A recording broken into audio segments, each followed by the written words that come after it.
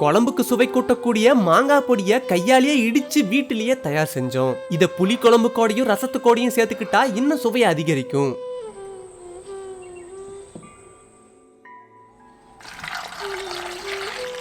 மாங்காய் பொடி பண்றதுக்காக 2 கிலோ புளிப்பான மாங்காயா எடுத்துக்கிட்டோம்.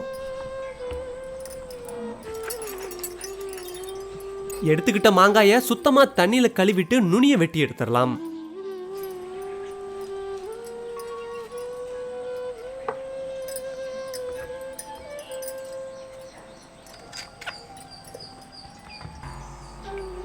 இப்ப மாங்காய சின்ன சின்ன துண்டுகளை சீவ ஆரம்பிச்சிருவோம்.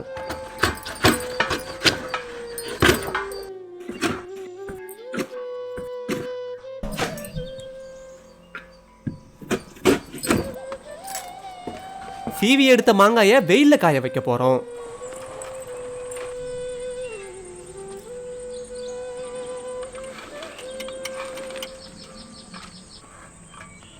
மாங்காய் ஒன்னோட ஒண்ணு ஒட்டாம நல்லா காஞ்சா மட்டும்தான் பொடியா அரைக்க சரியா இருக்கும்.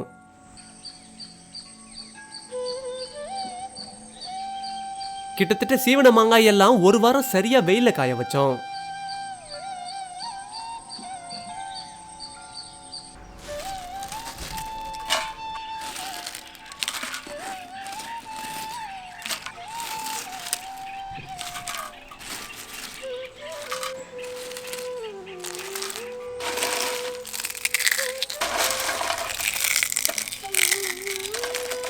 மாங்காய் நல்லா மொறுமொறுன்னு காஞ்சிருக்கு. இதுதான் இடிக்கிறதுக்கு சரியான பதம்.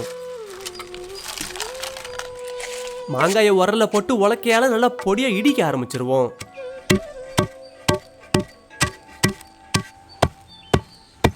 இப்படி மாங்காயை இடிக்கும் போது கொஞ்சமா கல்லுப்பு மட்டும் சேர்த்துக்கணும்.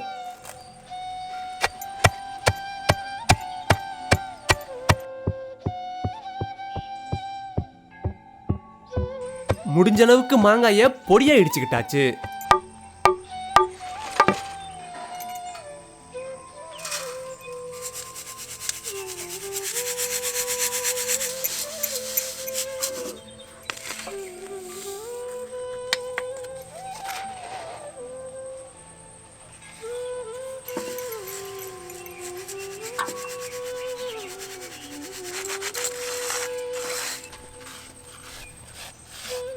ஒரு முறைக்கு 2 முறையா சலிச்சு இடிச்சு பொடியாக்கி எடுத்துக்குவோம்.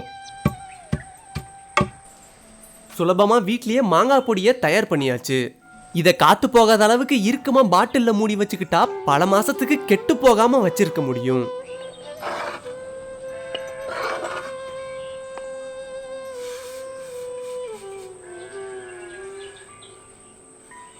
இதை குழம்பு கூட சேர்த்துக்கிட்டா புளிப்பு சுவையை கூட்டும், சுவையாவும் இருக்கும்.